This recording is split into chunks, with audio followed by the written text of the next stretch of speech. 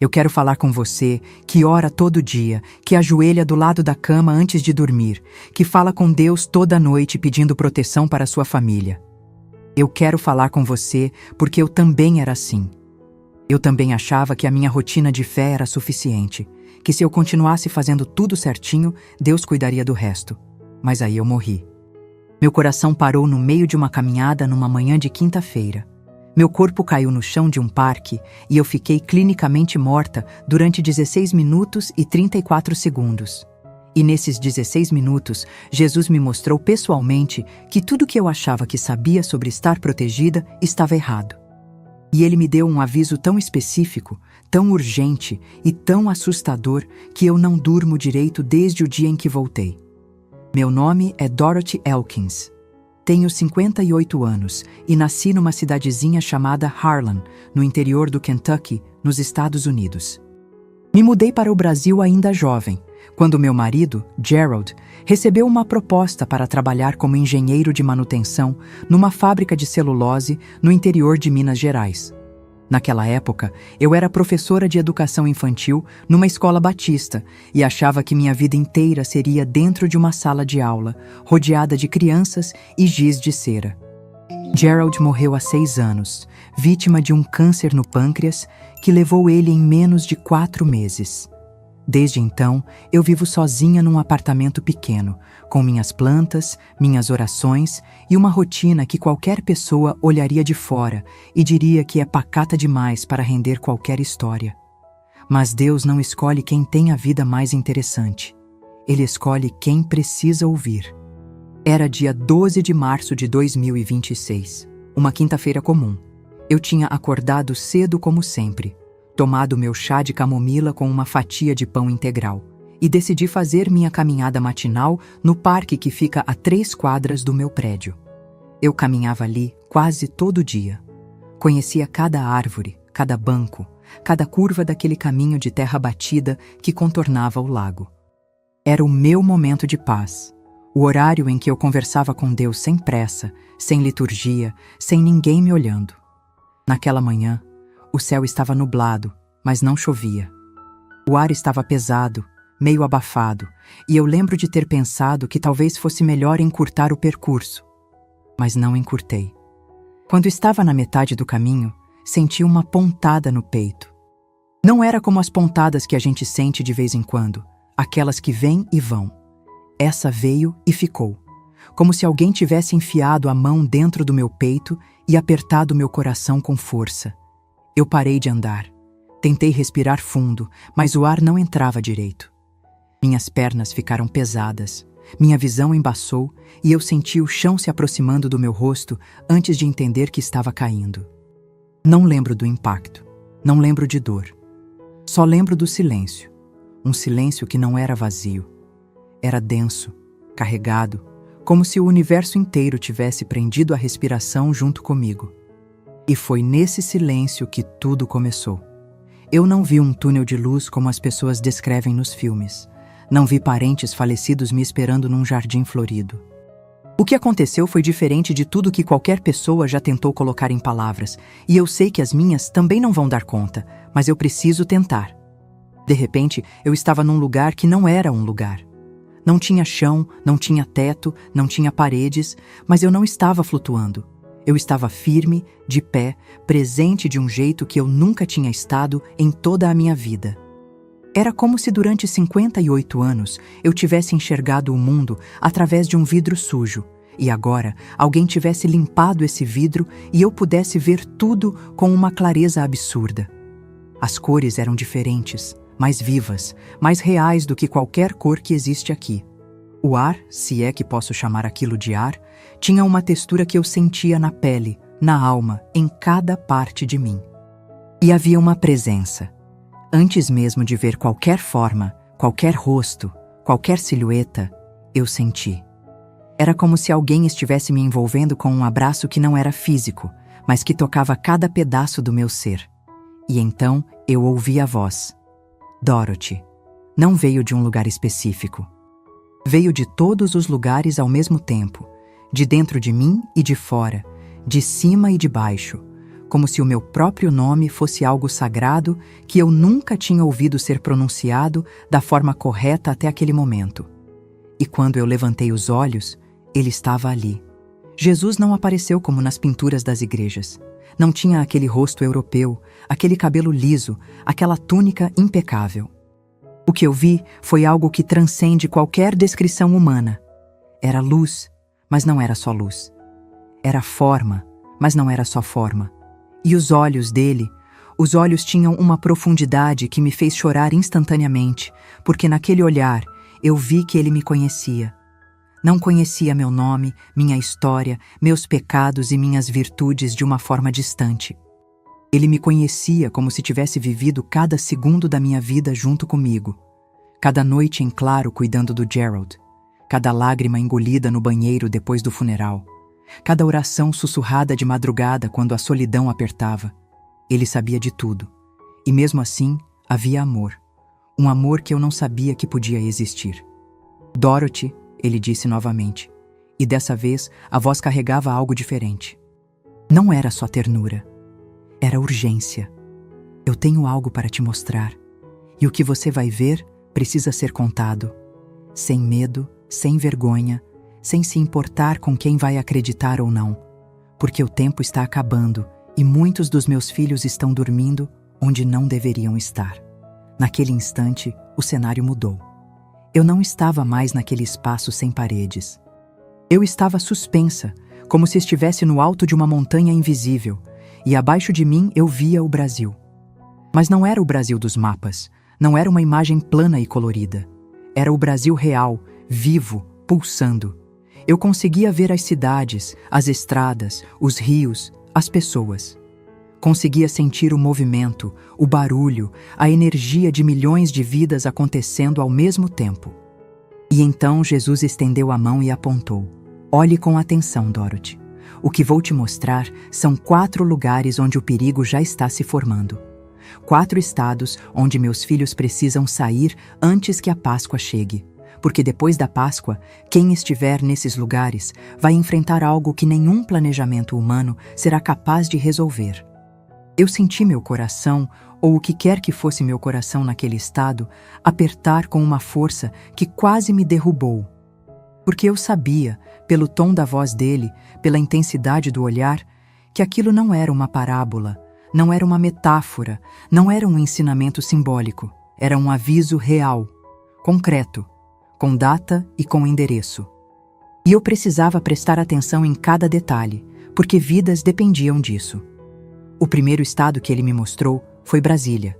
E eu confesso que fiquei surpresa, porque quando a gente pensa em desastres, em tragédias naturais, Brasília nunca é o primeiro lugar que vem à cabeça. É a capital, o centro do poder, o lugar onde as decisões do país inteiro são tomadas. Mas foi exatamente isso que Jesus me disse. Eles confiam demais nas estruturas que construíram, Dorothy. Confiam nos prédios, nas instituições, nos planos de contingência. Mas nada disso vai segurar o que está vindo. E então eu vi o cerrado seco como eu nunca tinha visto, a terra rachada, o ar carregado de uma poeira fina que sufocava. Mas não era só seca, era algo maior. Vi o Lago Paranoá com as margens recuando. Vi bairros inteiros sem água. Filas enormes de pessoas desesperadas tentando conseguir o básico para sobreviver. E o mais assustador não era a falta de recursos. Era o desespero nos olhos das pessoas. Uma angústia coletiva que tomava conta de tudo, como uma nuvem escura que ninguém conseguia enxergar, mas todos sentiam. Jesus apontou para uma região específica e disse que dali partiria uma onda de caos que se espalharia como fogo em palha seca. Não me mostrou nomes de ruas, mas me mostrou rostos. Rostos de pessoas comuns, mães, pais, idosos, crianças, todos pegos de surpresa por algo que achavam impossível de acontecer ali. O segundo estado foi Santa Catarina. E aqui meu coração doeu de um jeito diferente, porque Santa Catarina sempre foi vista como um lugar próspero, organizado, um pedaço da Europa dentro do Brasil, como muitos gostam de dizer. Mas o que eu vi desmontava completamente essa imagem. Jesus me mostrou o litoral sendo engolido.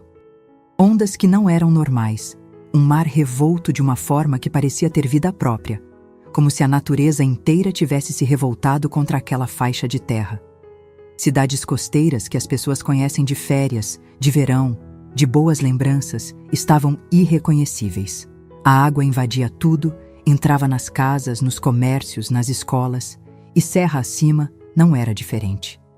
Deslizamentos de terra cortavam estradas, isolavam comunidades inteiras, e o frio que vinha junto com as chuvas tornava tudo ainda mais cruel. Jesus me olhou e disse com uma tristeza que eu senti no fundo da alma: eles acham que estão seguros porque construíram bem. Mas não existe construção humana que resista quando eu retiro minha mão de proteção. Saia dali, Dorothy, e avise quem puder. O terceiro estado foi São Paulo.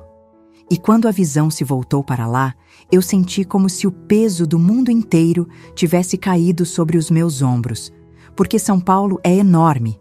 São milhões e milhões de pessoas vivendo umas em cima das outras, correndo, trabalhando, tentando sobreviver o dia a dia sem perceber o que se forma debaixo dos seus pés. Jesus me mostrou o chão se abrindo. Não como em um terremoto clássico, mas como se a própria terra estivesse cansada de sustentar tanto peso. Ruas cedendo, metrô alagado, viadutos que sempre pareceram eternos desabando como se fossem feitos de areia. E as pessoas, meu Deus, as pessoas, correndo sem direção, gritando nomes de filhos, de mães, de maridos. O trânsito parado transformava as avenidas em armadilhas, e quem estava dentro dos carros não conseguia sair. Jesus falou uma frase que ficou gravada em mim como ferro quente. São Paulo confia na própria grandeza, mas grandeza sem mim é só peso. E peso, quando cai, esmaga. Eu chorava. Chorava de um jeito que não era só tristeza, era um desespero misturado com responsabilidade, porque eu sabia que estava vendo aquilo por um motivo. Não era para sofrer, era para avisar. E então veio o quarto estado, Rio de Janeiro. E se eu achava que já tinha visto o pior, eu estava enganada. O rio apareceu diante de mim como uma cidade partida ao meio. De um lado, o mar avançando com uma fúria que eu não sabia que a água podia ter.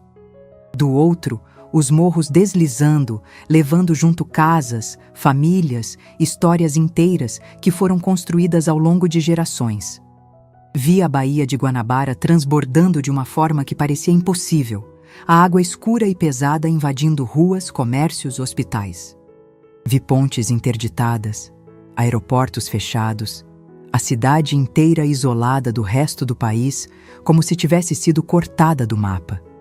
Jesus me mostrou algo que me destruiu por dentro. Uma mãe segurando 2 filhos pequenos no telhado de uma casa, com a água subindo, gritando por socorro enquanto ninguém vinha. E ele disse, com a voz embargada de uma dor que eu nunca imaginei que Deus pudesse sentir: eu avisei. Eu mandei meus mensageiros.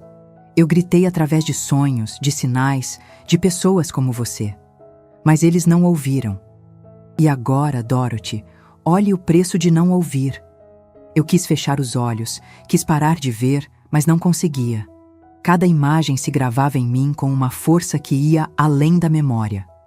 Era como se cada cena estivesse sendo tatuada na minha alma, para que eu jamais pudesse esquecer, jamais pudesse minimizar, jamais pudesse contar essa história pela metade. Os 4 estados, Brasília, Santa Catarina, São Paulo e Rio de Janeiro, cada um com seu tipo de destruição, cada um com seu padrão de sofrimento, mas todos conectados por uma mesma verdade. O tempo da misericórdia estava se encerrando para quem insistia em não ouvir. E então, Jesus se virou para mim uma última vez antes de mudar completamente o cenário da visão. E o que ele disse a seguir foi talvez a parte mais importante de tudo que eu vivi naqueles 16 minutos e 34 segundos. Ele me olhou com aqueles olhos que carregavam o peso de todas as dores do mundo e disse: Dorothy, não é sobre fugir. Nunca foi sobre fugir. As pessoas vão ouvir o que você vai contar e a primeira reação da maioria vai ser pensar em malas, em passagens, em rotas de fuga. Mas eu não te trouxe aqui para te ensinar a correr. Eu te trouxe aqui para te ensinar a ouvir. Porque quem ouve minha voz de verdade, quem escuta com o coração e não só com os ouvidos, esse eu guio, esse eu protejo. Esse eu carrego no colo, se for preciso. Mas quem ignora, quem escuta e finge que não ouviu, quem acha que pode resolver tudo com as próprias mãos, esse vai colher o que plantou. Essas palavras entraram em mim como uma lâmina afiada. Não porque doíam, mas porque cortavam todas as ilusões que eu ainda pudesse ter. Durante toda a minha vida cristã, eu acreditei que estar preparada significava ter a Bíblia lida, os versículos decorados, a frequência na igreja em dia. Mas naquele momento, suspensa entre a vida e a morte, diante do próprio Cristo, eu entendi que preparação de verdade não tem nada a ver com religiosidade. Tem a ver com relacionamento. Tem a ver com ouvir a voz dele no meio do barulho do mundo e ter coragem de obedecer, mesmo quando tudo ao redor diz que você está louca. Jesus continuou me mostrando coisas. Mas dessa vez não eram imagens de destruição. Eram imagens de pessoas. Pessoas comuns como eu, como você que está ouvindo isso agora. Ele me mostrou uma mulher em Brasília que teria um sonho na semana seguinte ao meu relato. Um sonho onde ela veria água entrando pela porta da casa dela. Ele disse que essa mulher ia ignorar o sonho, ia contar para o marido no café da manhã e os dois iam rir, achando que era ansiedade. Mas não era ansiedade. Era aviso. E porque ela não ouviu, quando o dia chegasse, ela não estaria pronta. Me mostrou um rapaz em Santa Catarina, jovem, cheio de planos, que trabalhava como técnico de informática numa empresa perto do litoral. Esse rapaz sentiria uma inquietação estranha nas semanas que antecederiam a Páscoa. Uma vontade de ir embora que ele não saberia explicar.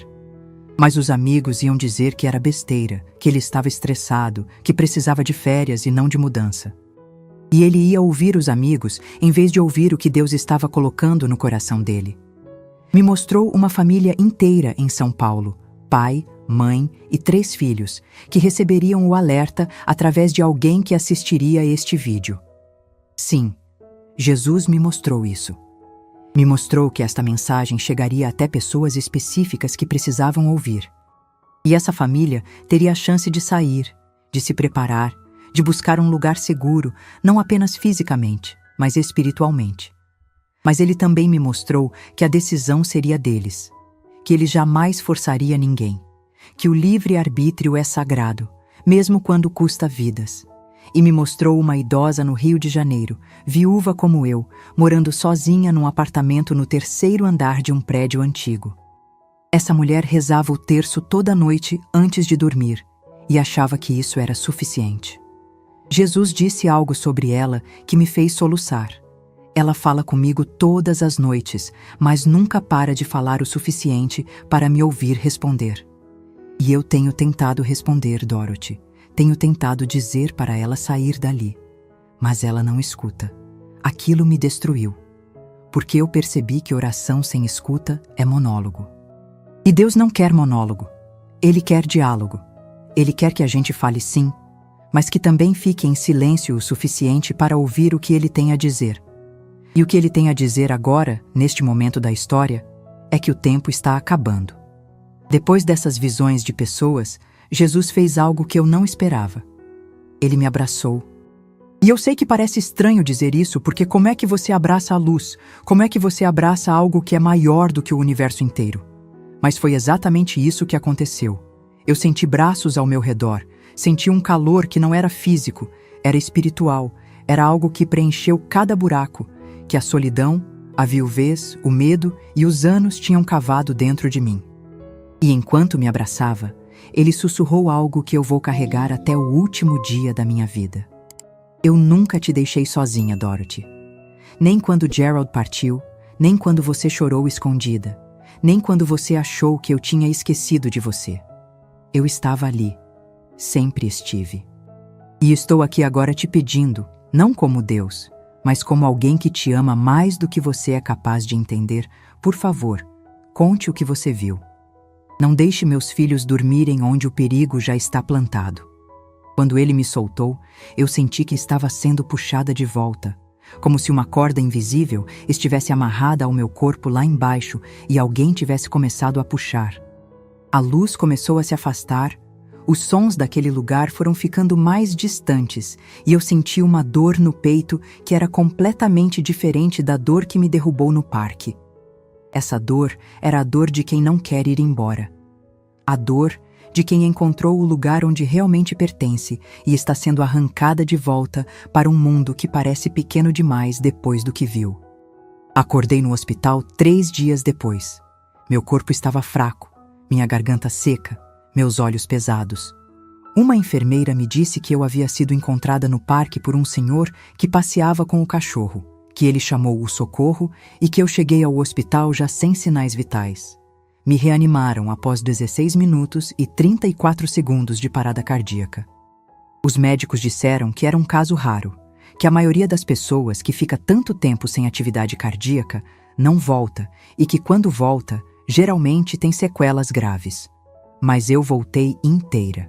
Voltei com a mente mais clara do que nunca, com a memória de cada detalhe do que vivi e com uma urgência no peito que não me deixa dormir em paz desde então. A primeira pessoa para quem contei foi minha filha Beatrice. Ela mora em outro estado e veio correndo quando soube da internação. Quando eu comecei a falar sobre a visão, sobre Jesus, sobre os 4 estados, vi nos olhos dela aquele misto de amor e preocupação que os filhos têm quando acham que a mãe está delirando.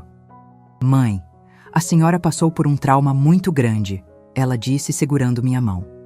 "É normal o cérebro criar essas imagens quando fica sem oxigênio." Eu não me irritei. Eu entendi.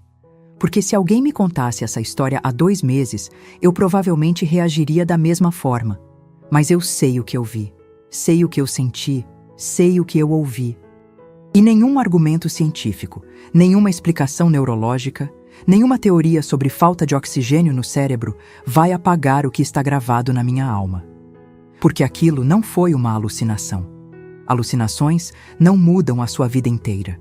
Alucinações não te dão informações que você não tinha como saber. Alucinações não te fazem sentir um amor tão grande que seu corpo humano mal consegue suportar. Nos dias que se seguiram, comecei a contar para mais pessoas. Algumas ouviram com respeito, outras com deboche, outras com medo. Um antigo colega de igreja me disse que eu deveria procurar um psiquiatra. Uma vizinha me disse que sonhos proféticos acabaram no Velho Testamento. E um sobrinho que eu não via há anos me mandou uma mensagem dizendo que eu estava espalhando pânico. Mas para cada pessoa que duvidou, houve uma que parou, que olhou nos meus olhos e disse: "Eu sinto que tem algo de verdade nisso." E eram sempre as mesmas pessoas. As que já vinham sentindo algo estranho no coração, uma inquietação, um incômodo, uma vontade de mudar que não sabiam explicar. Porque Deus não fala só através de mim. Ele fala através de sinais que Ele coloca na vida de cada um. Eu sou apenas uma das vozes, mas a mensagem é a mesma. Saia antes da Páscoa. Brasília, Santa Catarina, São Paulo e Rio de Janeiro não serão lugares seguros depois desse marco. Não estou dizendo para você abandonar tudo sem pensar. Estou dizendo para você buscar a Deus de verdade, em silêncio, em oração, em escuta e perguntar a Ele o que você deve fazer. Porque Ele vai responder. Ele sempre responde. O problema é que a gente quase nunca para de falar o suficiente para ouvir. Eu sei que muita gente vai assistir isso e vai continuar com a vida normal. Vai fechar o vídeo, vai abrir outra aba, vai esquecer em 5 minutos. E eu não posso obrigar ninguém a acreditar. Mas eu fiz a minha parte. Eu contei o que vi, contei o que ouvi, contei o que senti. A decisão agora é de cada um. Eu sou apenas uma viúva de 58 anos que morreu numa manhã de quinta-feira e voltou com uma mensagem que pesa mais do que qualquer coisa que eu já carreguei na vida. E se você está ouvindo isso e sentindo algo, qualquer coisa, um arrepio, um aperto no peito, uma lágrima que não sabe de onde veio, preste atenção. Porque talvez, só talvez, essa não seja a primeira vez que Deus tenta falar com você. Talvez Ele já tenha tentado através de um sonho, de uma conversa, de um versículo que apareceu na hora certa. E talvez essa seja a última vez que ele vai tentar antes que o tempo se esgote. Não ignore. Por favor, não ignore. Porque quando a Páscoa passar e tudo o que eu vi começar a acontecer, não haverá tempo para arrependimento. Não haverá tempo para planejar. Não haverá tempo para nada além de clamar pelo nome dele e torcer para que ele ainda reconheça a sua voz no meio de todas as vozes que ele tentou alcançar e que escolheram não ouvir. Que Deus abençoe cada pessoa que está escutando essas palavras. E que ele dê coragem para quem precisa agir. O tempo é agora. Não amanhã, não semana que vem, não depois da Páscoa. Agora.